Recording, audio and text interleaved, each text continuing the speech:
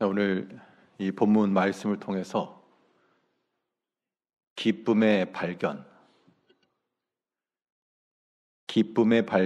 제목으로 하나님의 말씀 증거하겠습니다.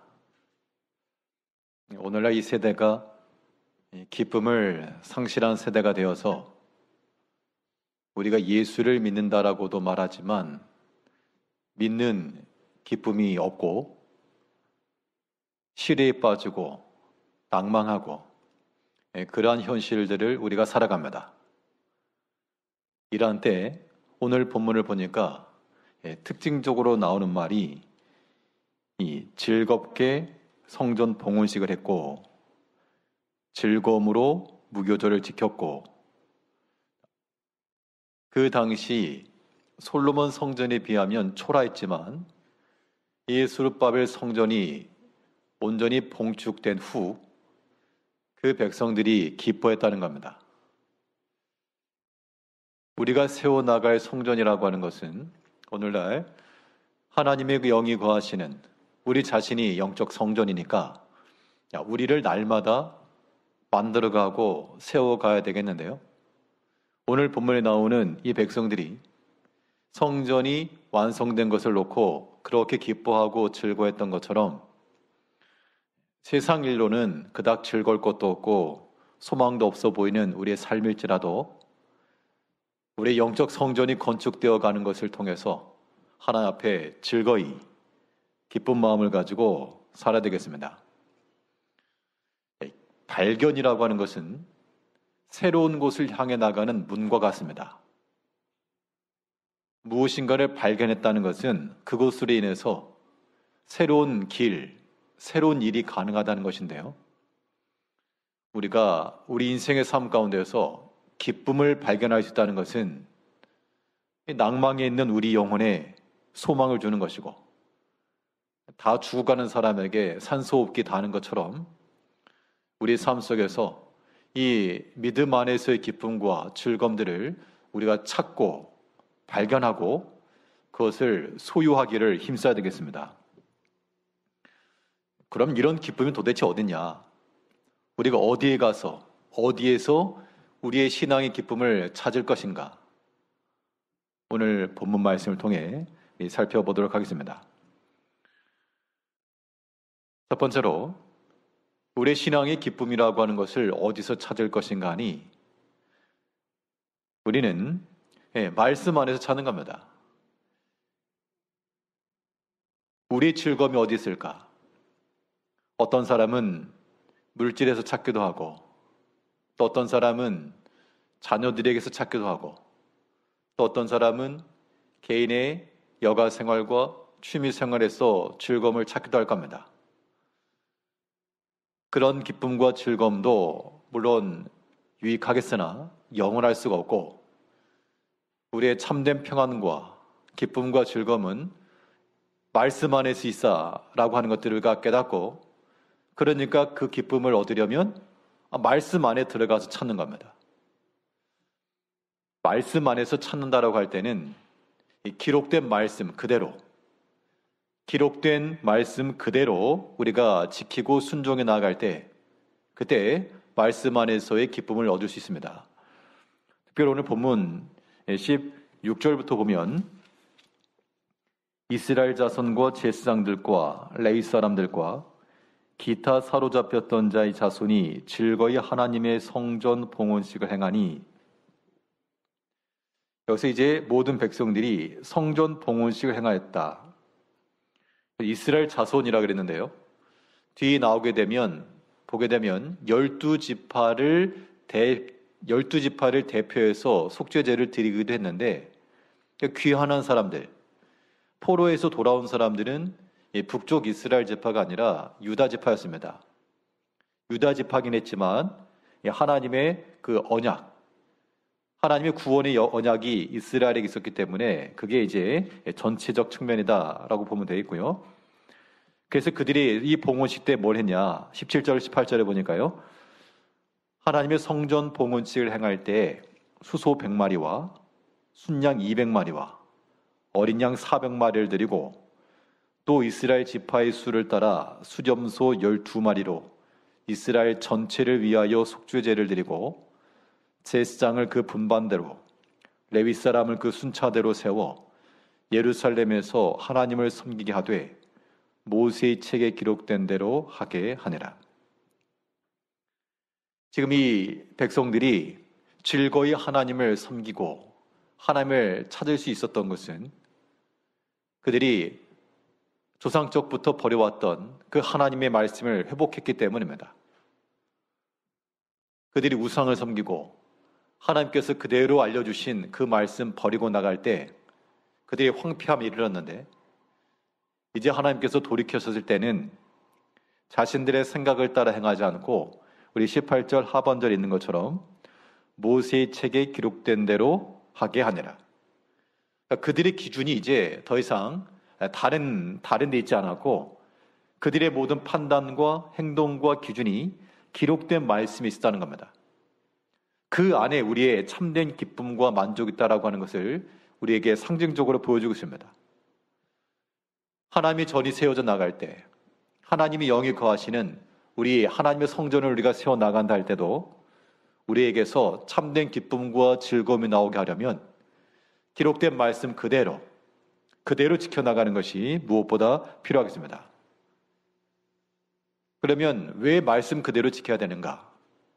자, 그 질문에 대해서 우리가 답변을 할 수가 있어야 되겠는데요. 성경에 나온다고 어떻게 그걸 다 지키는가? 사람이 형편도 다르고 또 어쩌다 보면 못 지킬 수도 있지. 자, 그런 상황이 꼭 오기 마련이거든요.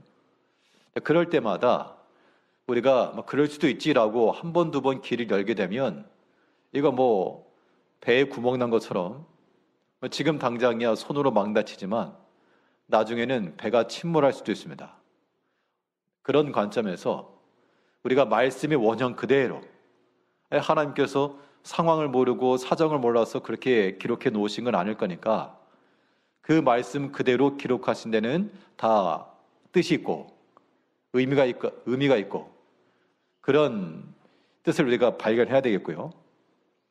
뿐만 아니라 성경에 기록된 대로 해야 될 이유는 그 성경에 기록된 그대로 행하는 것이 우리의 교훈을 위한 것이고 또 우리로 하여금 위로를 주는 거라 그랬습니다. 성경에 기록된 것, 그러니까 전에 기록된 것들은 다 우리의 교훈을 위하여 기록되었다 그랬고, 그리고 또한 성경의 위로로 행하게 하려 함이라 그랬습니다. 만일 우리에게 기록된 말씀이 없었다 그러면 우리 아마 굉장히 혼란스러웠을 겁니다. 이러한 때 어떻게 판단할 것인가? 어떻게 행동할 것인가? 그런데 이미 그 전에 기록되어져 있는 말씀이 있기 때문에 이 말씀으로 우리가 인내하며 거하게 되고 그리고 성경의 위로로 소망을 얻는다. 우리 성경 한 구절 쳐다보겠습니다. 로마서 15장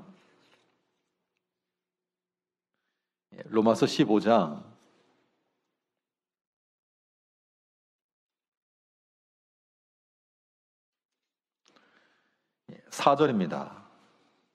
로마서 15장 4절 신약성경 258쪽인데요.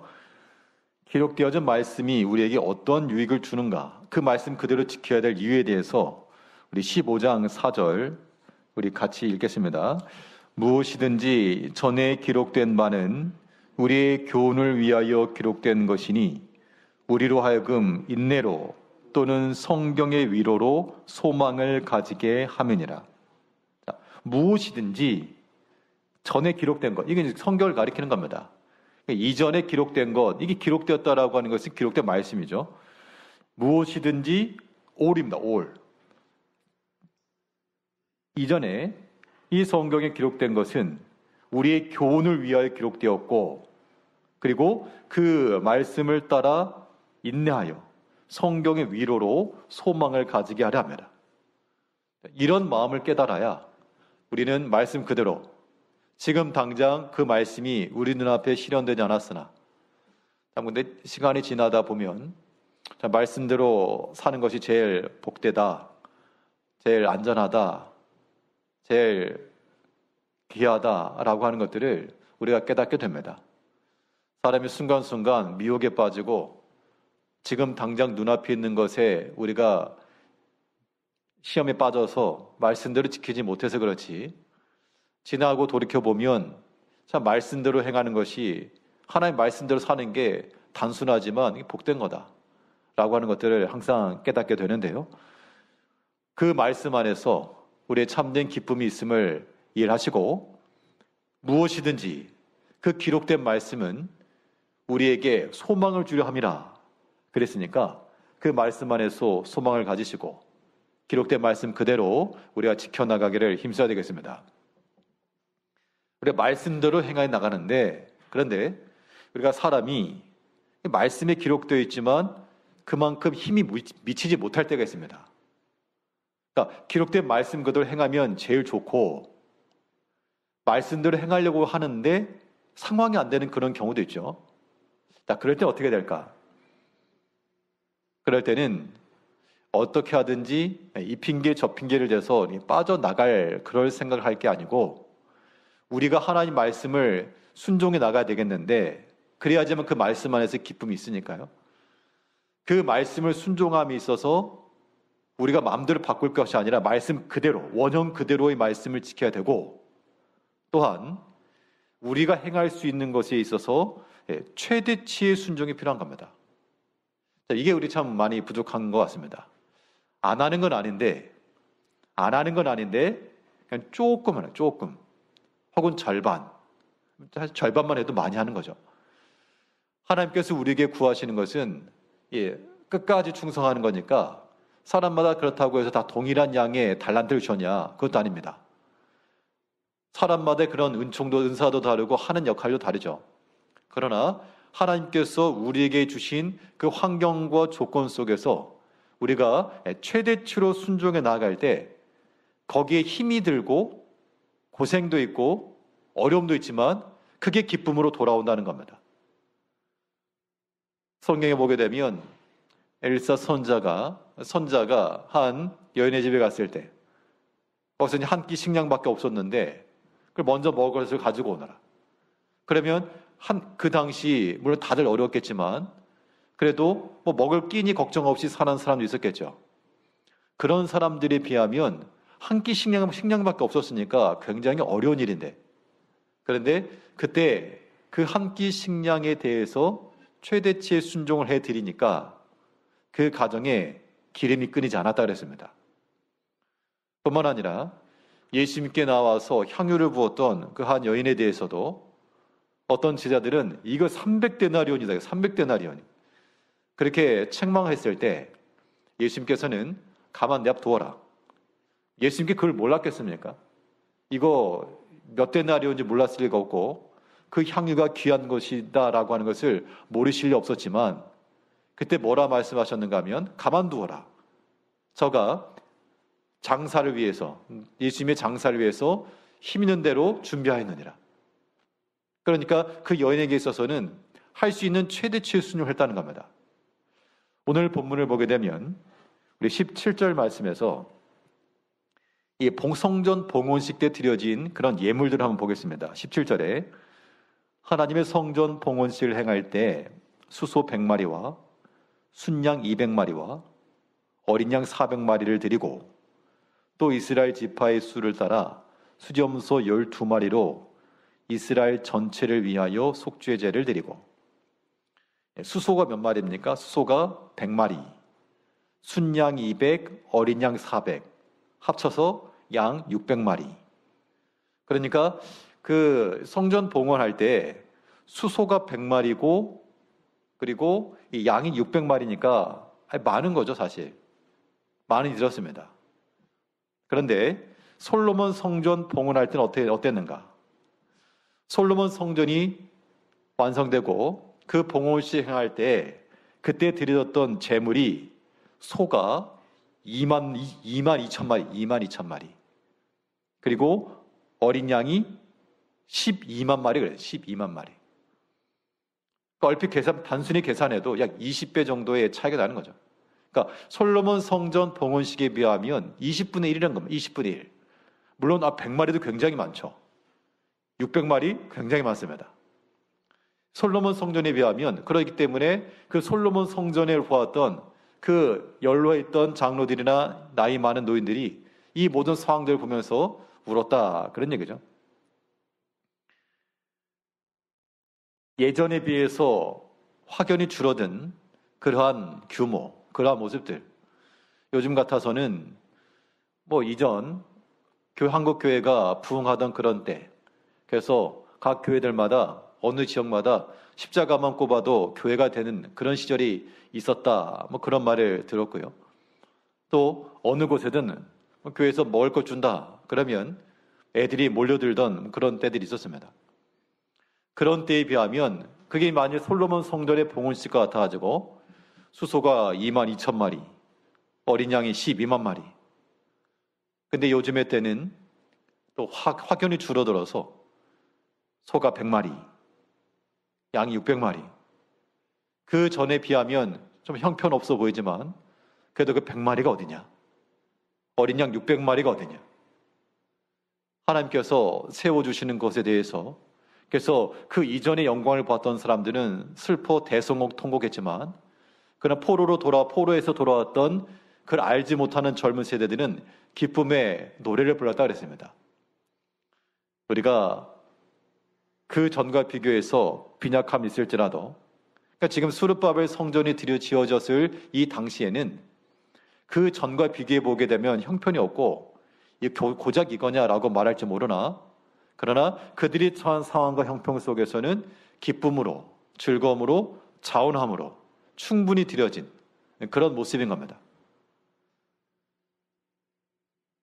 우리가 하나 앞에 드려지는 모든, 여기서는 드린다라고 하는 것이 하나 앞에서의 우리의 말씀 안에서의 순종이다라고 말하면요, 우리가 행할 수 있는 모든 순종함이라고 하는 것도 우리가 적당히 한 2,000마리 있는데 그 중에서 100마리만 드렸다 그러면 이제 그거는 문제가 되겠지만, 그들이 포로에서부터 돌아와서 물론 성전이 완전히 봉헌되기까지 시간이 좀 있긴 했지만, 그러나 그들이 드려진 이 모든 것들은 분명 자원하여 힘을 다하여 드린 것이 분명합니다.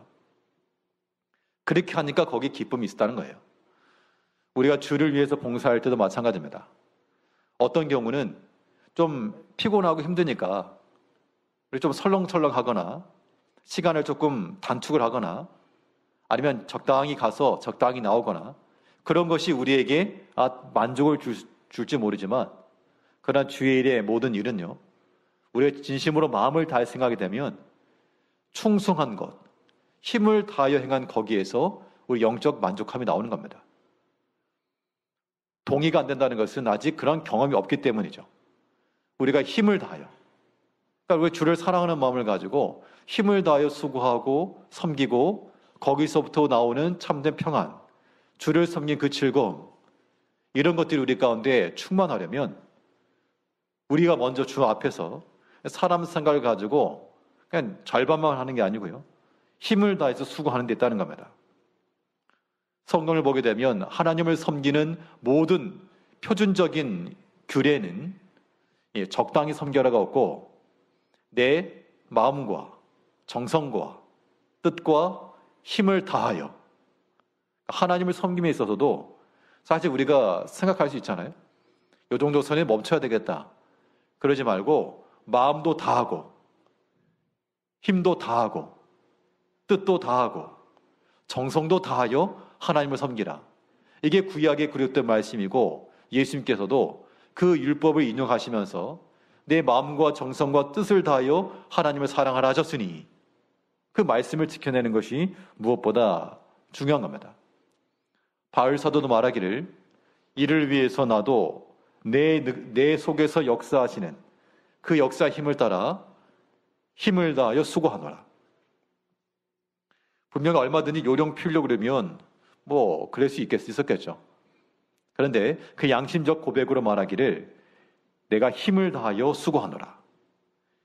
이 자리에 계신 우리 모든 성도님들, 또한 교회를 위해서 수고하시는 우리 모든 직분자들이 우리가 주를 위해서 다 수고하고 마음과 정성을 기울여야 될 것인데요, 이때 힘을 다하여 수고하노라.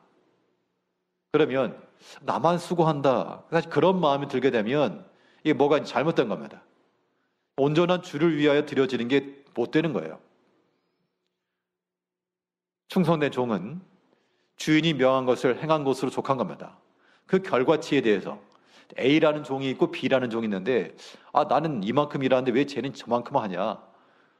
그런 것도 판단 기준에 없는 겁니다. 주인의 명을 이루는 것으로 충분하고 또 주인의 뜻을 다 이룬 것에 대해서 주인이 만족해하는 것으로 우리는 충분한 겁니다. 우리가 마음과 정성과 힘을 다하여 말씀 그대로 순종해 나아갈 때 그 안에 우리 심령의 평안과 안정과 기쁨과 즐거움이 있다라고 하는 것을 기억하시면서 말씀 그대로 뿐만 아니라 우리가 할 수 있는 최대치의 순종으로 그 말씀 안에 있는 기쁨과 즐거움을 다 받아 누릴 수 있는 우리 성도님들이 되시길 바라겠습니다. 둘째로 이 기쁨을 어디서 발견할 것인가? 우리 신앙의 기쁨과 즐거움을 어디서 발견할 수 있는가 하니 오늘 본문에서 말씀하시는 바는 이 경건 안에서 발견할 수 있는 겁니다. 우리 믿음의 성도들이 경건한 삶을 살아갈 때, 경건이라고 하는 것은 구별되고 거룩한 삶이죠. 그 경건한 삶을 살아갈 때 그 경건함이 이르는 것이 우리에게 핍박도 주고 그것 때문에 우리가 발에 족쇄가 매인 것처럼 제한도 받고 하지만 그 경건의 삶이라고 하는 것이 우리 영혼에 말할 수 없는 즐거움과 평안을 준다는 겁니다. 그러므로 참된 신앙의 기쁨과 즐거움을 얻기를 원하시는 성도들마다 다 이 경건함 속으로 들어와야 됩니다. 경건의 훈련과 연습도 필요한 거죠. 자, 경건이라고 하는 것은 육의 것을 버리는 겁니다. 모든 죄악에 속한 것들을 버리고 나아갈 때 우리가 경건 안에 들어갈 수가 있고요. 그 안에서 주를 섬기는 참된 즐거움을 얻을 수가 있다.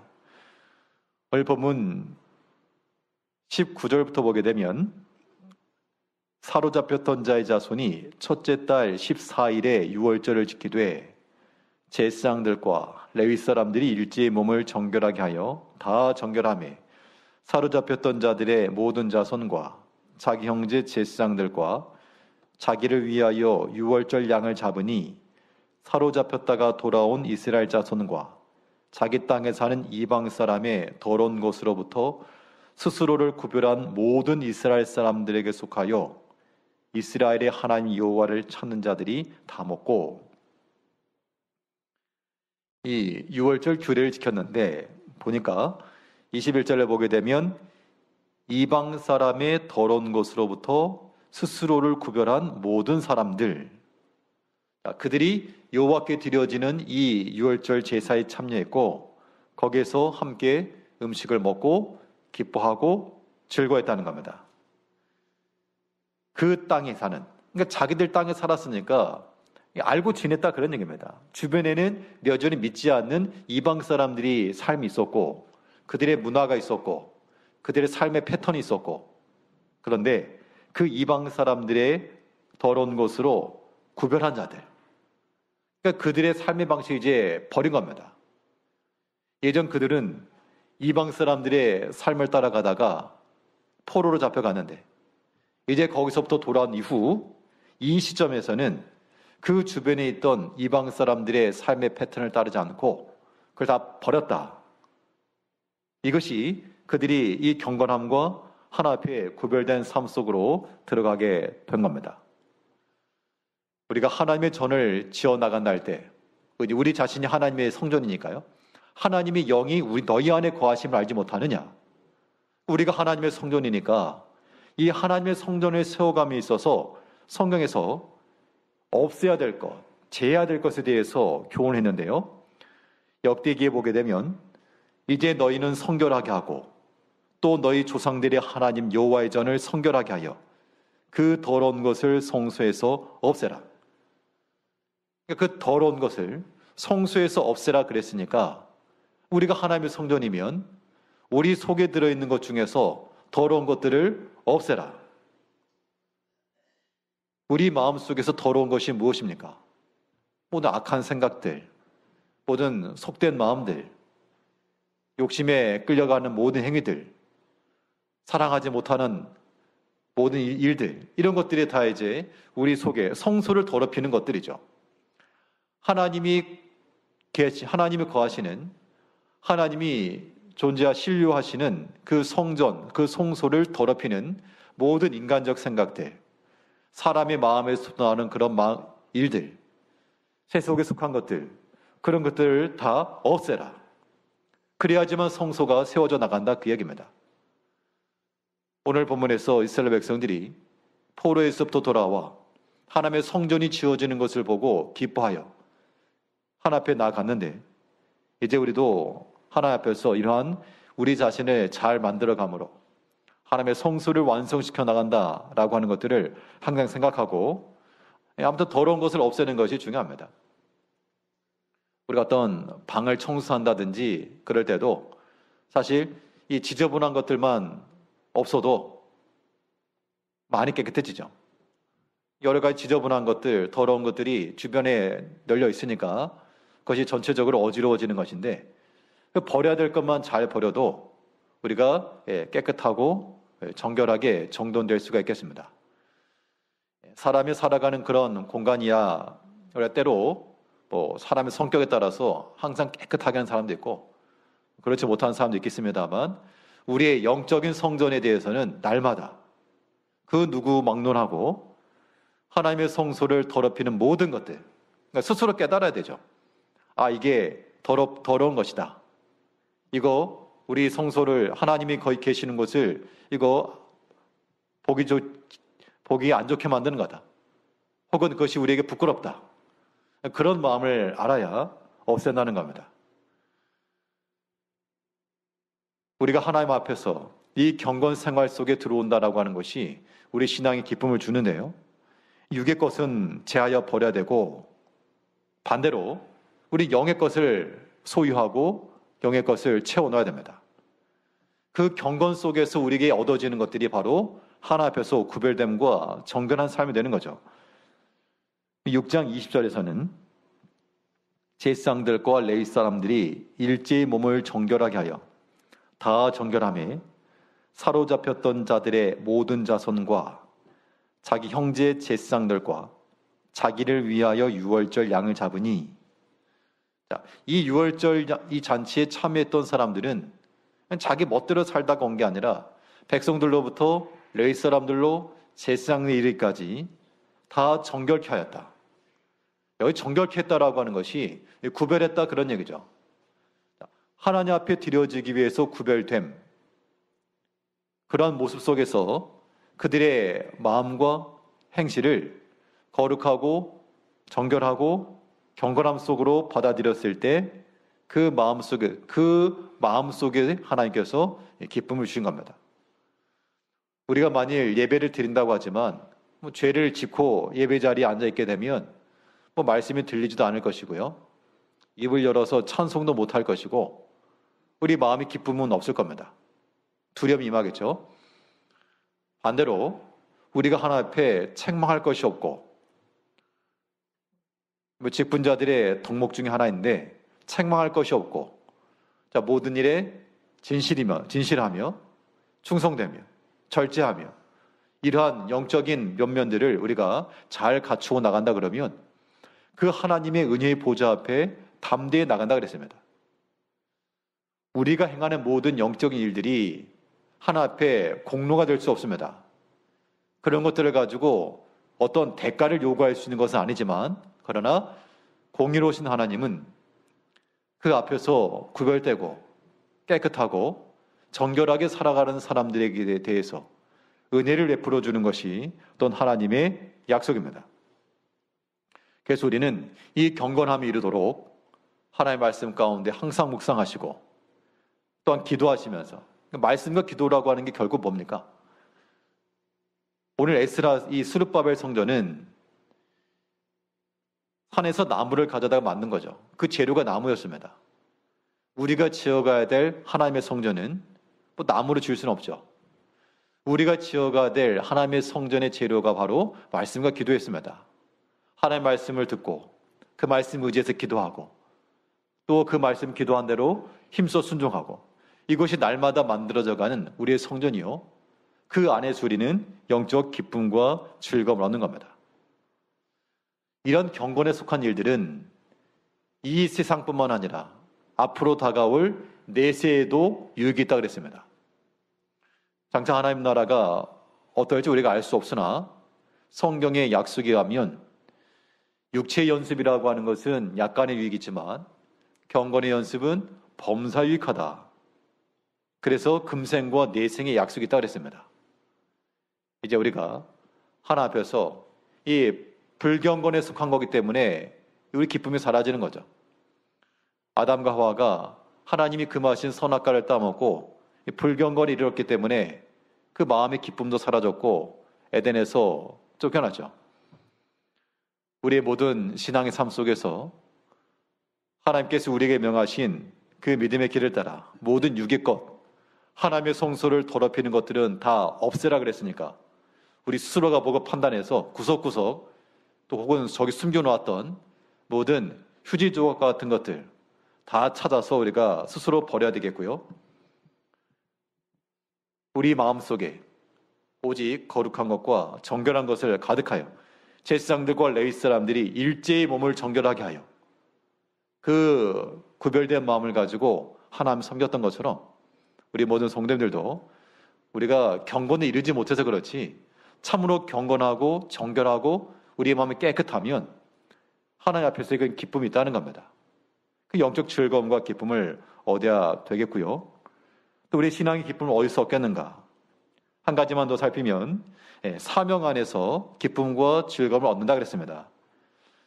사명을 충실히 행할 때, 사명이라고 하는 것은 우리가 수고할 일이기 때문에 힘이 드는 거죠. 그런데 일을 할 때 힘들고 수고스러운 일이 있고 또 어떤 때는요, 일하는데 굉장히 즐거울 때가 있습니다. 기쁨이 되고. 그런 경우는 어떤 경우인가 하면 일하는 것 자체는 힘이 들고 수고스럽지만 그 일하는 과정 속에서 같이 일하는 사람끼리 서로 재미가 있거나 그 일을 하면서 뭔가 또 배움이 있거나 그런 것이 있게 되면 즐거움이 있다는 겁니다.